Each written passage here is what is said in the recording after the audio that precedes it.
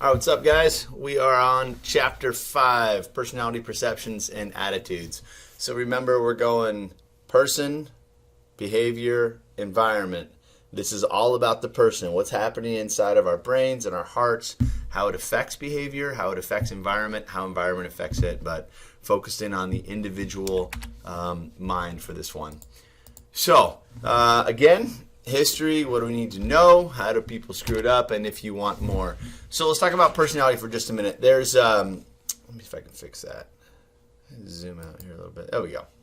So, personality has been around studying for a while, trying to figure out why do people do the crazy things they do? Or why does that person never shut up? Or why does that person never talk? Or whatever it is. And categories have been developed over time. Scientists have been working. This is one of the early work in psychology, right? That was trying to deal with psychosis, and then it was trying to figure out why people are the way they are.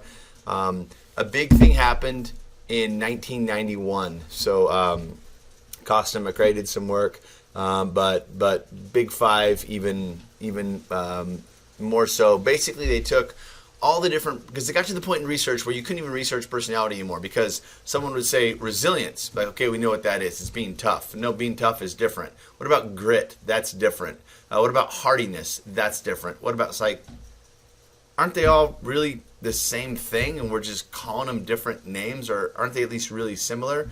So the Big Five, they basically took all the personality traits and crunched them down. I think the first cut, they got them into like 30 different categories. And then after that, from the 30, they got them down into 5. So they're not just 5 different personality traits. They're basically 5 different categories that personality traits fit into. There might be some more than that, but that's where we're at right now. So that was a big deal and kind of brought personality research back into focus, because it's like, okay, now we can look at it again. It used to be hundreds and hundreds, and we couldn't nail down, right, what was the difference between any of them. It's called discriminant validity. But now we've got 5. We can start looking at it. So that research kind of picked up again after 1991. Barrick and Mount were the ones that really did that. Perception and attribution. This has been around for a while. Start out probably in law.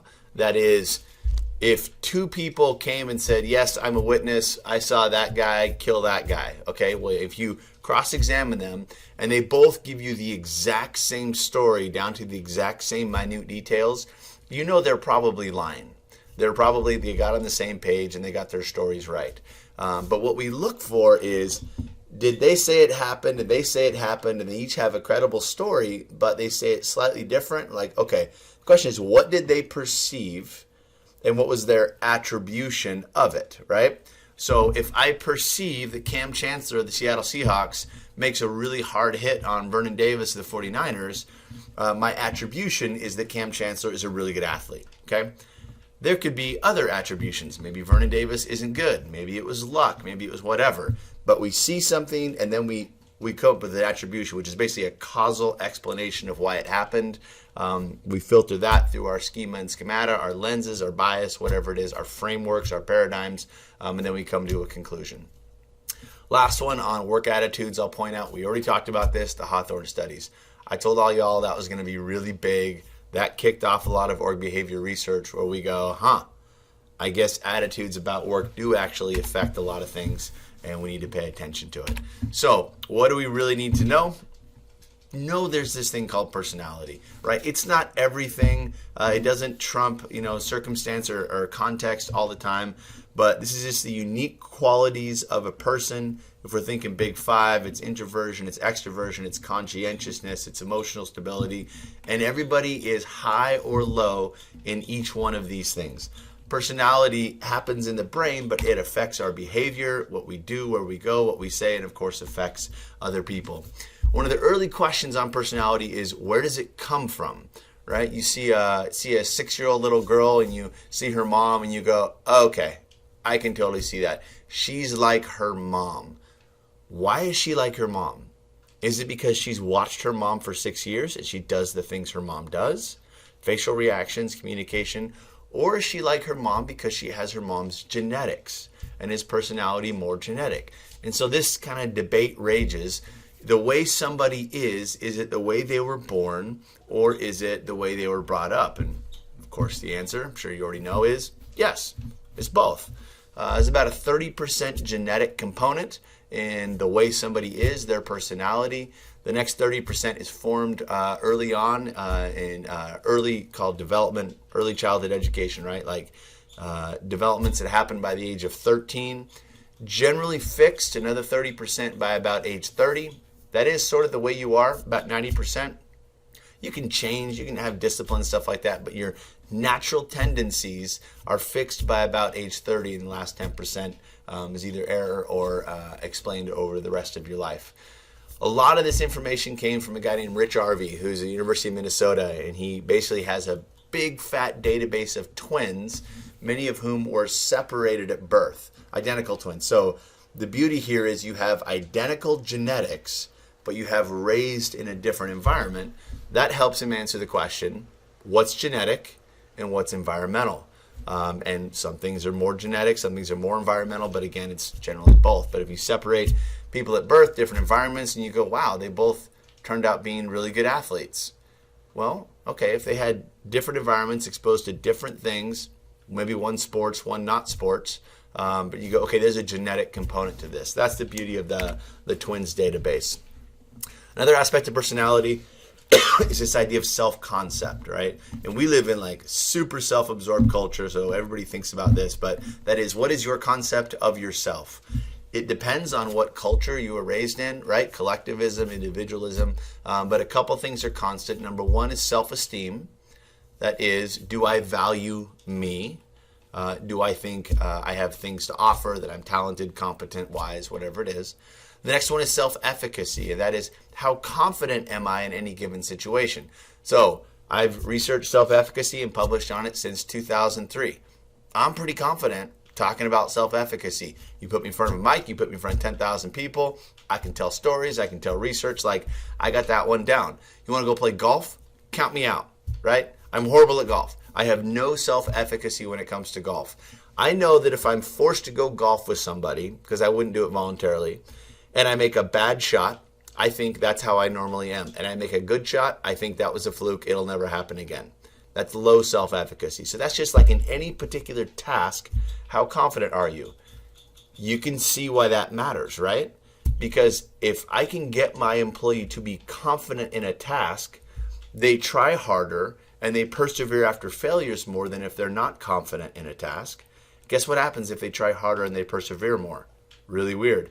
They get better at that task. So part of our job as managers is to enhance, where appropriate, to enhance the self-efficacy of people on our team. Okay, big five. Here we have extroversion, agreeableness, conscientiousness, emotional stability, and openness to experience. They each sort of predict different things, but conscientiousness is the strongest correlation with performance. That's people who are detail-oriented. Emotional stability is the second most correlated with performance. Obviously, people who are stable. So number 4, you want really high for a pilot, right? If a door blows off a Boeing 737, you don't want the pilot to panic and freak out and say we're all going down.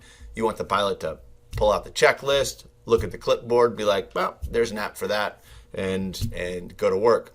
Extroversion, it is really helpful in some jobs, right? It can be pretty helpful in terms of leadership emergence. That not necessarily effectiveness, but who's likely to become a leader are those that initiate structure that are more extroverted. Extroverted people are better at sales, they're better at interactions with customers, contracts, stuff like that. Agreeableness is good in customer service, right? You don't want someone who's just kind of a mean, harsh person. You want someone who's, oh, sweet, oh, I like your shoes, oh, welcome to the store, right? Somebody's more agreeable. Openness to experience, R&D, product development, where you need to have like ideators, that's pretty good. People who are more open to new ways of thinking about things. So each of them predict performance a little bit different depending on the context, but these are the big categories. Before the Big Five was popular, there was a thing called the MBTI, Myers-Briggs type indicator, based on Carl Jung's research. It's okay, right? It's okay. It's not really good at predicting work performance, but it predicts pretty well what type of jobs people will go into. So kind of occupational choice, Not necessarily if they're good at it, but occupational choice. So the MBTI is really helpful for students or 22-year-olds. Like, what do you want to do with your life? The big five is more in selection batteries for companies to say, if you're not extroverted, we're not going to hire you as an insurance agent, right? So they have different kind of applications. This is the layout. I need to go into it for the MBTI. I want you to know it just because it's popular. It's out there. You're at a meeting. Somebody says, I'm a judging, perceiving person. I want you to know what that is, but it's probably not going to change your life a whole lot. Let's get into perception. That is, I've been having a lot of trouble getting my, which is funny because I'm sort of a tech guy at home and a tech guy with my buddies, figure out technology. I've been having a lot of trouble with camera, as you may have noticed the last couple lectures. Hopefully we got it down now. But what are you perceiving right now? Okay, you got this guy who thinks he's funny. He's on the other end of a YouTube video. He's wearing a fleece and a hat. Like, what stands out to you? Is it the press conference thing behind me? Is it my tone of voice when I change? Is it the speed when I get really excited about something? I talk about it really fast, like kind of what's popping in your head. That's perception. Certain things pop out, right, more than others. Remember, there's perception is step one, attribution is step two. You're going to perceive something, and you're going to say, wow, this guy doesn't have dark rimmed glasses, skinny jeans, and a white beard, so maybe he doesn't know what he's talking about.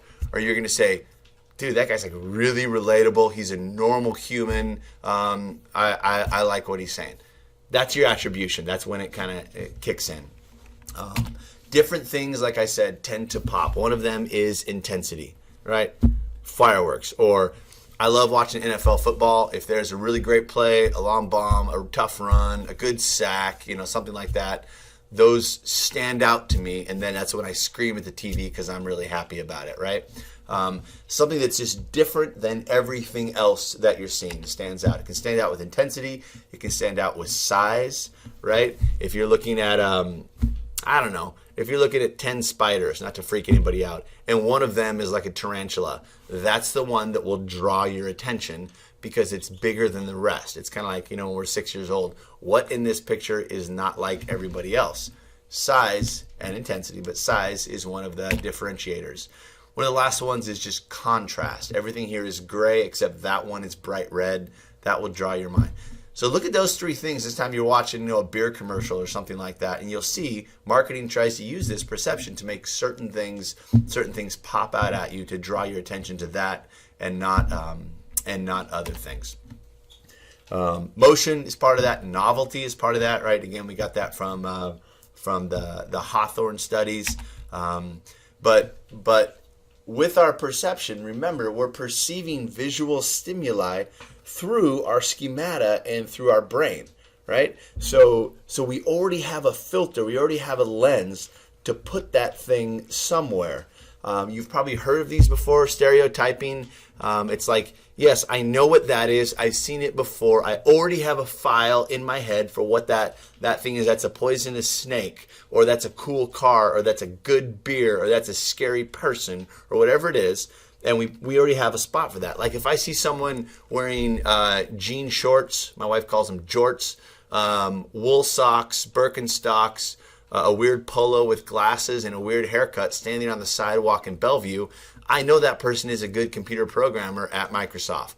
I've seen it before, right? I'm stereotyping that individual based on the visual stimuli, right? My perception of what I already have in my head for what that is. It's fine. We do it all the time, right? You go to a restaurant, somebody walks by with a plate of food, and you're like, that looks like something I would enjoy. I have enjoyed things that look like that before. Waiter, what is that person having? I'll have two of those, right? That's stereotyping. In some ways, it's good. It's helpful. It helps us. Now we can't stop every time you see something. You see 10 trees, you see the 11th tree, and you go, oh my gosh, what is that? Oh, it has leaves and branches. I wonder what it could be. I need to research this, right? It helps us function, but it also has some drawbacks, right? So if you got yelled at by a redhead in the grocery store when you were 6 years old and you see your next redhead when you're 10 years old, now you don't like redheads, that's sort of a problem. So there's certain stereotyping we have to undo. It's a natural sequence, but we have to undo it, especially if we want to attract and retain the best talent. Halo error. Halo error, some people used to call it halo and horns error. Halo like angel, horns like devil, right? But really halo effect is, it can be good or bad. That is, one thing stands out. I'm going to interview for a lawyer, and the person shows up in a Marshawn Lynch football jersey. Yes, that's who I'm hiring. Is that good criteria? No, not at all. It's bad criteria. But I like Marshawn Lynch, and I like that person likes football. Therefore, that's a halo effect. The other one is the horns effect. Sorry, all y'all 49ers fan. If you wear a Christian McCaffrey jersey, you're going down. That's not how it is. I don't like the 49ers. Way back in the day, they were our rivals, right? And if you're, by the way, I'm sorry, if you don't follow NFL and none of these analogies make sense, my apologies. But whatever it is, there's something about you that stands out to me that I don't like. Like, no, we're not hiring that person. We're not going to promote that person. I'm not going to be friends with that person. They're not like me. They have a trait that stands out that makes me not like them. That's either horns effect or just negative halo error. Again, all based on perception. Ultimately, over time, another cognitive, affective thing that we get is called an attitude. I'm going to do this really, really quickly. Just a definition: persistent tendency to feel and behave towards some object. They can be good attitudes or they can be bad attitudes. Again, they're neutral. They can go either way. They're generally persistent unless something changes, right? Something would have to change. I would have to meet a really nice 49ers fan at some point. I'll stop that analogy. You get the idea. But something has to shift in the environment if I'm going to change my attitude on a particular concept. They can fall anywhere on a continuum to favorable, unfavorable, or even neutral in between, and directed towards some object about which you have feelings or even underlying beliefs. So there's already something in your head. You perceive an individual, a part of nature, a piece of art, whatever it is, that perception, you put it in a category, that file box in your brain that's either good, bad, beautiful, ugly, nice, mean, whatever it is, right? And that attitude is generally fixed until you have information that changes it. Okay, two big attitudes. We're going to go through a few of them, but two big attitudes that have stood out in organizational behavior are positive affect and negative affect. These are generally what's called a trait, which means they're sort of fixed for the most part. They don't change over time. Think of it like personalities, generally fixed over time after about age 13, especially at age 30. So you might be just a positive person. Things are good. Think about words like optimism or hopeful or something like that. You're generally happy. You're generally sweet. Maybe you're not. Maybe you're generally pissed off, or at least that's the look on your face. There's some terms for that. Negative affect, things are bad. Things will continue to be bad, and everyone else here is either dumb or evil. Stupid or evil are kind of your options. Positive affect being the opposite. Tends to predict workplace culture, as you can imagine, pretty well, especially if you use that in selection. Couple of definitions: positive affect, negative affect. You can check it out. Let's go to the next attitude: job satisfaction. This is not a complex attitude at all. There's a lot of research has been done on it, and the conclusion is, like all these million different variables, and it's come all the way back to nope. Job satisfaction is either you like your job, the work you do, or you don't. There are things that contribute to it. I might like my job and hate my boss. I might like my job and hate my company. But job satisfaction is just that. Do you like the job that you're doing? It predicts turnover a little bit. If you don't like your job, you might be looking for another one. It predicts kind of some engagement, how hard you work, stuff like that. But the biggest predictor of job satisfaction is number one there, the work itself. If you're doing a job that fills your soul, right, causes you to flourish, you're like, I want to do this the rest of my life, and you don't get paid very well, chances are you'll stay there, you'll still love it, and you'll still do good. But if it's somewhere in the middle and you're paid like dirt, chances are you're going to leave the job. There's a lot of conversation between does a happy worker make a productive worker? No. I mean, maybe, but probably not. It's probably the other way around. If you're really good at something, you tend to like it more, right? So I'll give you an example. When I was in like recess as a kid, we were playing basketball. I was okay at basketball. I wasn't great, but I was okay at basketball. So I sort of liked basketball. What's the other game? Foursquare. I was pretty good at Foursquare. And I happened to love Foursquare. We went to play football. I love playing football, but I found out I couldn't throw very accurate, but I could throw the ball a mile, right? So I ended up throwing javelin. Once I do things, I find out if I'm good at them, and if I'm good at them, it reinforces my self-esteem and self-concept. Then I decide that I like them. Big point. There are very few people who are really good at their job and hate it, and very few people who suck at their job, right? And like, oh yeah, it's the best thing ever. No. Usually, if you're good at your job, you tend to like it, which is why we think in research sometimes, if we can just get people satisfied, then they'll do better at their job. Nope, other way around. If you can get people good at their job, they're going to tend to like it a whole lot more. I already talked about turnover, that's fine. Higher job satisfaction, lower absenteeism, better relationships at work. Next attitude is organizational commitment. Similar to job satisfaction, but remember, job satisfaction is I'm satisfied with the job. Organizational commitment is I'm going to be here. I'm committed to us. I'm committed to what we are doing. There was times where I was either given classes I didn't like or weird committees or didn't enjoy my research or whatever. And I'm like, I don't really like my job right now, but I love Central and I'm going to stay at Central. At times that has switched. I really love my job. I don't really want to be here, right? But I stayed because I really love my job. This is the organization, the more macro level look. It's what do I think about? Am I committed to us, vision, mission, culture, people? Like, do I want to keep going? There's probably the most popular framework for this is by a couple of researchers, Allen and Meyer. They came up with basically they said there's actually 3 different types of commitment. There's affective, normative, and cognitive. Let me give you an example. Affective is like emotional attachment. Do you love his place? Continuance is cost, more rational decision. Am I going to stay? Normative is do I feel like I need to be here? This changes on generations. So my grandfather was World War II, Pearl Harbor, Iwo Jima, and then landed in Anacortes, Washington at Shell Refinery. Some of you have seen it. I call it Gotham City at night. It's a pretty freaky place. But he worked there, and then 45 years later, he left. During those 45 years, there was a lot of times he didn't like his job, didn't really feel committed, but you just don't quit. After 20 years, you just don't walk away. After 30 years, you just don't walk away. That's normative commitment.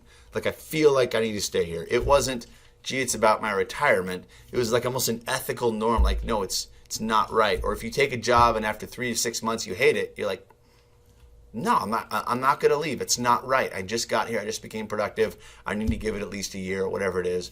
Some individual differences on that. But affective and continuance are weird. I'll give you an example. My wife was working at Starbucks when we were in Lincoln, Nebraska. I was doing my PhD. And she loved it. Absolutely loved it. They loved her, promotions. And I'd sit in there and I'd read on my PhD dork papers and stuff like that. And it was a great experience. But when I was done with my PhD, she quit. Bear in mind, she quit a job that she loved, she was satisfied with. She quit a job that she felt committed to the company, affective commitment. Why did she quit? Continuance commitment. She was more committed to me, thankfully, than she was Starbucks. So don't think that just because someone loves it here, they're never going to leave, right? People leave jobs they love, people stay in jobs they hate. So these 3 different types of commitment are good to understand to the extent you can. Overall, commitment is probably a better predictor of things like turnover and absenteeism. Where do people mess this up? So this first line here, not recognizing the persistence of personality. Just want to throw this out, like especially for dating relationships, but also hiring and manage employees. You're probably not going to change the person very much. And you can say people change, and I'm going to say, yes, that's true. But scientifically, the best predictor of future behavior is past behavior. You're not going to make me an introvert. I'm not going to be quiet in a room full of people. I'm not going to want to go connect with people and slap the palms and kiss the babies. Like, I thrive off of that. So if you say, gosh, this guy Avey, he's really smart, so we're going to put him in a quality control office where he just reviews files to make sure we didn't make any mistakes. I might be able to do it, but you'll suck the soul out of me, right? Personality is very persistent. It doesn't go away, and we want to try to find fit, person-job fit with that personality wherever possible. Second one here is just arrogance. People thinking they're a good judge of character, they're going to rely on their gut, and they're not really biased. No. When you're hiring, firing, promoting, laying off, performance management, stuff like that, get some humility, and if you can, you have another set of eyes looking at it, saying, do you see this the same way I see it? And if you don't, be honest with me and tell me why. What am I missing? You can argue it out, and that's totally fine. But having another set of eyes on it usually can be a helpful stopgap for bias. Last one here is thinking that pay is the only thing that drives behavior. On the rewards chapter, I was talking about how much like behaviorism matters. Got to pay for the right things. Got to pay for the right things. That's true, but don't discount personality and attitudes. That's the complexity of management and organizational behavior, trying to get each of those aligned. If you want more on this, there's a ton of personality tests out there. You can go check them out. I mentioned this book earlier, the Ed Locke's book that he put together. There are 2 or 3 chapters in there specifically on personality and attitudes, written by absolutely like guys that I would cite, I would follow, and I respect their work. And they do a good job of just laying it out in a few pages, how you actually use this information, either selection or development, training, stuff like that. So with it, there is personality, perception, attribution, and attitudes.